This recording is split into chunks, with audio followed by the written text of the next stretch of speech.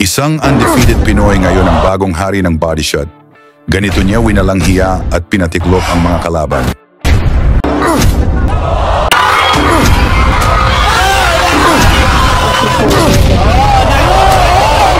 Lagi niyong sundan, huwag magpapahuli. Pag-usapan ni bakbakan. Isang bagong Pinoy halimaw ngayon ang inaabangan ng mga Pinoy boxing fans na pwedeng mag-world champion. Ito ang undefeated na pambato ng Cebu na tinaguriang The Assassin dahil sa tulis at lakas ng mga suntok.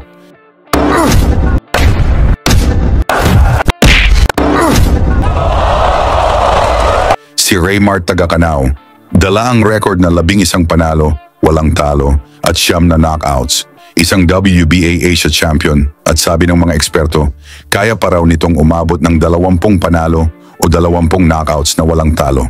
Yung kaliwa daw niya parang kay Pacquiao at kanan naman parang kay Casimero. Kaya hindi na nakapagtataka kung bakit mabilis siyang umaangat sa rankings. At ngayong October 25, 2025, kasabay ng laban ni John Riel Casimero kontra Kyonosuke Kameda, lalaban din si Tagacanao sa undercard. Makakaharap niya ang kapwa undefeated na Hapon, si Ayuno Sano, isang WBC World Youth Champion, may 10 panalo, 5 knockouts at walang rin talo.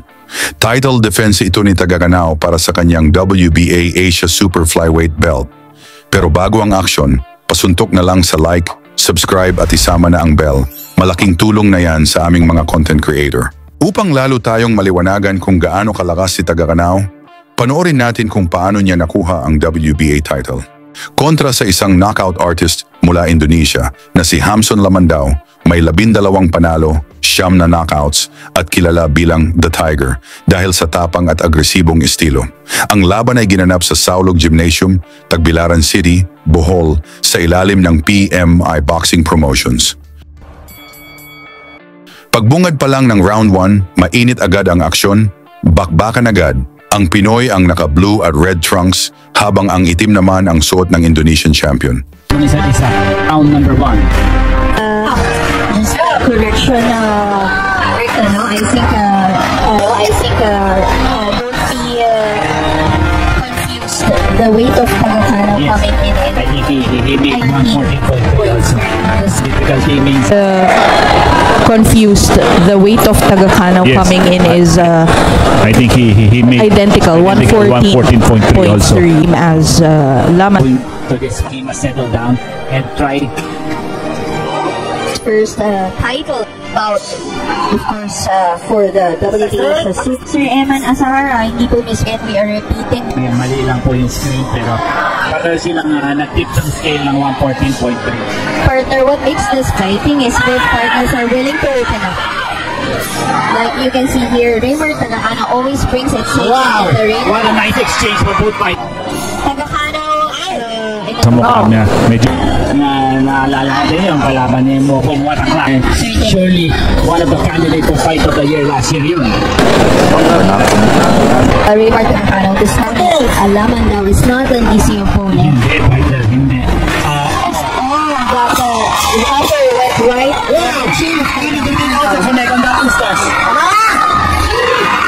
Tagacanao with that right, he's just starting. Round 2, nagpakawala ng mga solidong kombinasyon si Tagacanao. Ramdam ang lakas sa bawat suntok. Ngunit hindi na tinag dito ang padala ng Indonesia, nagpakawala din ng mga solidong kombinasyon. Watching this fight back home in Indonesia. We've seen some of the weapons of both of the boxers. Lamandao with that right haymaker, Tagacanao with that right and left uppercut, and also that use of jab by Tagacanao to set up his uppercut. Mopon, and ito namang si Lamandao. Paulo Saras. Now very patient on targeting his opponent. You're absolutely right. Dati medyo he's more of a para type of a boxer ngayon. The street science of him, napag-aralan na rin ni Tagacanao.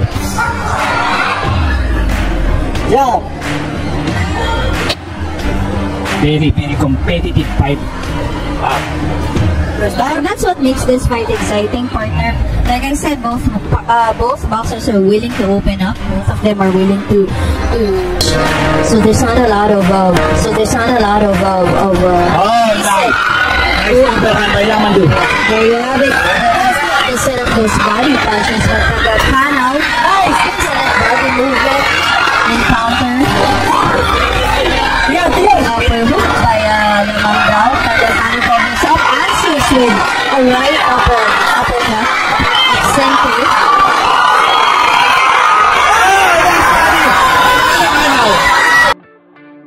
Mula sa solidong uppercut ng Pinoy, bagsak ang Indonesian, ngunit tumayo pa at lumaban. Solar plexus of Lamandao.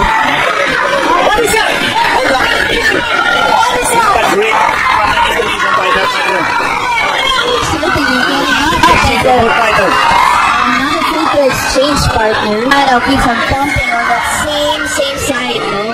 Releasing that uppercut. Lamandao, not afraid to counter. Head, and then over. Another body shot that landed for Tagakanaw.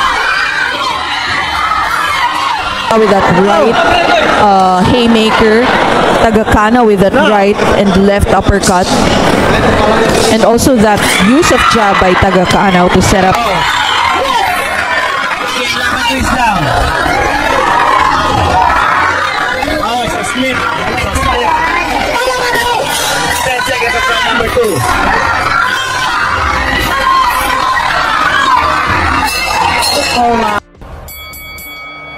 Round 3, mas uminit ang laban. Sigawan ng mga fans sa loob ng venue, gustong bumawi ng Indonesian champion.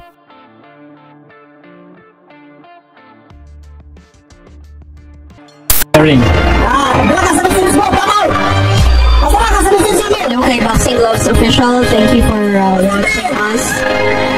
Again, that haymaker of Lamandao keeps him susceptible to counters. Nice overhand by Tagakanaw. Yes, but blocked partially by Lamandao and is able to enter to the body of Tagakanaw. So Again, body attack by Tagakanaw. Tagakanaw singular mission just to pepper that body with body shots. What a fight, partner. And we are just starting in it. Certainly, no? Just starting in it. Certainly, no? Again, be confused. Raymar Tagakanaw is wearing the red and blue trunks. Hansel Lamandao is wearing the black trunks, This is Indonesia versus the Philippines. Indonesia and Philippines have some good matchup also in boxing. And I think this fight could belong in that category. But Tagakanaw keeps on pumping on that same side, no? Unleashing that uppercut. Lamandao not afraid to counter. Head, and then over. Another body shot that landed for Tagakanaw. Raymar on that instant. Good count. It sink in for Lamandao on that instance. There you have it. Quick counter by Tagakanaw. Just how tough is Lamandao, partner? Oh, certainly. Yeah. And always unleashing punches and punches, 3s or 4 punch combinations by Lamandao. Keeping those hands active. I really like this boy. He is very prepared for Raymar Tagakanaw. Those hands active. I really like this boy. He is very prepared for Raymar Tagakanaw. So if we have viewers from Palangkaraya, Stamina from this warrior from Palangkaraya, Indonesia. So if we have viewers from Palangkaraya, shout out to all of you guys. And, another ripping hook to the body by Tagakanaw, and then hook up top. What a 1-2 combination going out for Lamandao.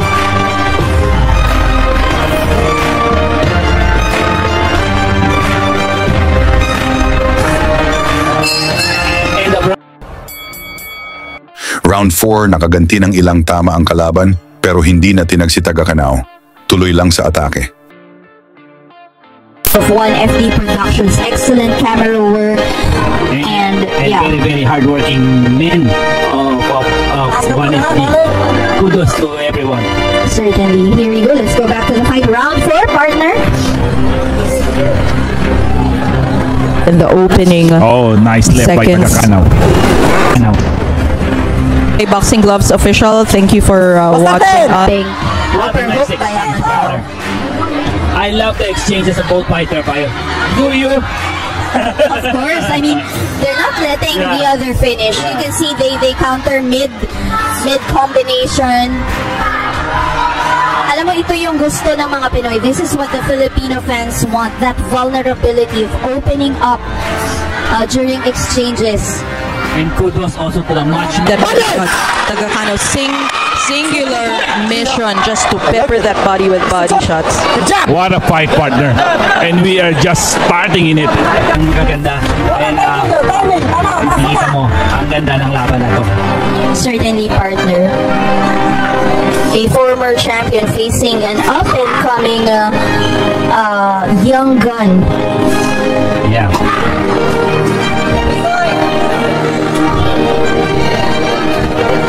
Judicious jabbing by Lamandao. You can see he's trying to open up Tagakanaw, and he opens up with that jab. That left jab of Tagakanaw is guns on blazing right now. You are absolutely right. That's a good one to Indonesia. The Indonesian are showing some good footwork on round number 4. Certainly very active at the backfoot, partner, and is able to unleash some pretty good combinations while backing away, no? And it's also a very difficult thing on trying to That, that instance. There you have it. Quick counter by Tagakanaw. Just how tough is Lamandu, partner? Oh, certainly. Yeah. And always unleashing punches, threes. And I like, nice one to again. beautiful uppercut. I like how Lamandu also, pansin mo when he gives that combination, always against or out of the center line. But excellent range boxing by Tagakanaw. There you have it, that right hand of Tagakanaw. Both fighters are brilliant on this round, partner. Round 5, mas lalong bumibilis at lumalakas ang pinakawalang ng ating Pinoy. Hirap na dito makasabay ang Indo-boxer. Yes, Samson Lamandu of Indonesia. Both of them have that high guard, pero may mga nuances yung depensa nila, partner. Yes. Like Raymart Tagakanaw sometimes parries that jab. Lamandu sometimes sits on that punch with that high guard. I think one big factor is the jab of Tagakanaw. It's a constant target. When I'm speaking about the left jab of Tagakanaw. Oh, that beautiful long-range uppercut by Tagakanaw. That triple jab. Samson Lamandu. But good body movement by Lamandu to avoid that. Parang natuto na rin siya because the jab keeps on landing. So it just like, there you have it. Aside from it landing, it also sits, parang it stops the momentum ni Lamandu when he's about to unleash a combination. Tsaka partner, kailangan gumalaw-galaw Ng laban na to. Certainly, partner. A former champion facing an up-and-coming young gun. Yeah.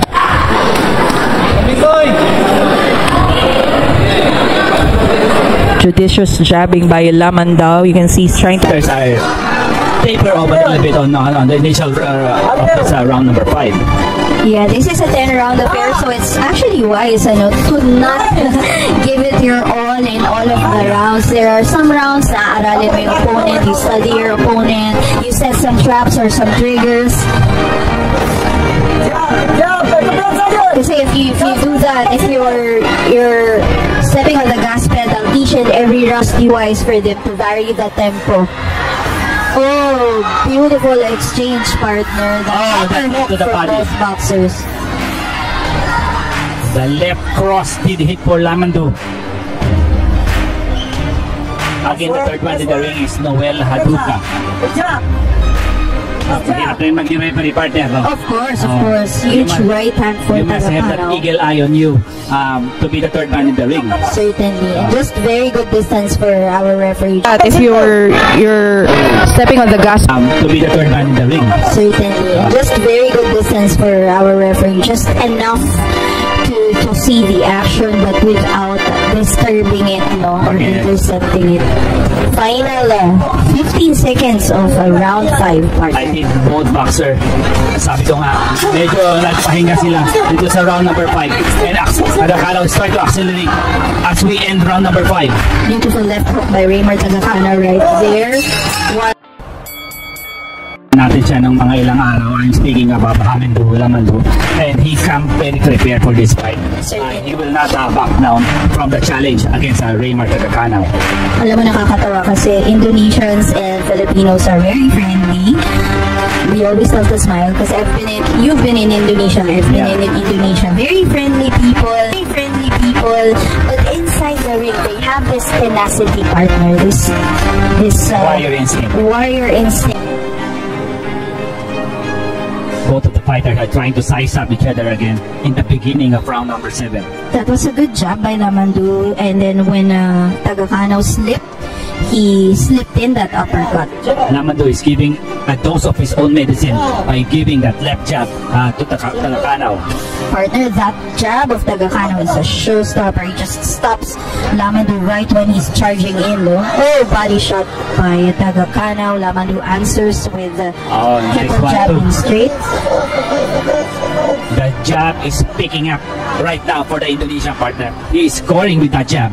Certainly. Tagakanaw did the exchange. It's the jab of Tagakanaw.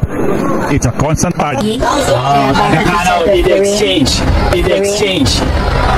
and I like how the Indonesian Lamandu keeps it on the center of the ring. He circles out to the left to keep it at the center. He doesn't want to be cornered by Raymar Tagakanaw. Tagakanaw, that stiff jab, beautiful. Another facet for Tagakanaw. Now he's a counter-punching boxer. From a brawler standpoint, kanina, he's now trying to make Lamandu commit mistake. Certainly is inching forward. At pagdating ng round 6, dito na tinapos ng Pinoy ang paghihira ng Indo-boxer. Mula sa matitinding kanan ang pinakawalan ni Tagakanaw, bagsak si Lamandao, talagang napuruhan. Kaya inawat agad ng referee, technical knockout win dahil sa lakas ng tama na isugod pa sa ospital ang kalaban. At sa panalong yon, opisyal nang naging WBA Asia Super Flyweight Champion si Raymar Tagakanaw. Sa inyo namang palagay sa pinakita ni Tagakanaw, pwede kaya itong mag-world champion? Pag-usapan natin yan sa baba at huwag kalimutang ilagay kung taga saan kayo para makita natin kung gaano kalawak ang suporta ng mga Pinoy sa laban ni Raymar Tagakanaw kontra Ayuno Sano ng Japan. Ngayong ika-25 ng Oktubre, 2025. Lagi niyong sundan, huwag magpapahuli. Pag-usapan ni bakbakan, balita niya at laban. Mga Pinoy na di nagpapagapi. Salamat sa mga suporta na lagi nandyan.